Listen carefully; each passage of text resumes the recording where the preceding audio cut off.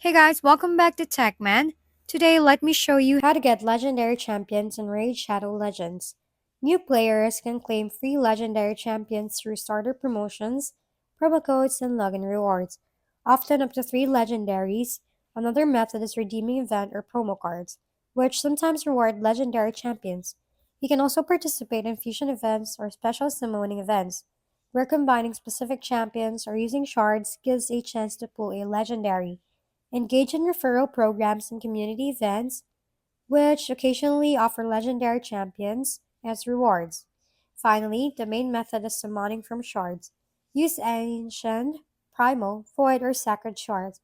The rarer the shard, the higher your odds. Each summon costs a specific shard type and coins. For example, 20k for an ancient shard. By combining these approaches, you maximize your chances of adding legendary champions to your roster. If we've been helpful, kindly give us a thumbs up and don't forget to hit the subscribe and bell button for more contents. For any questions and suggestions, comment down below.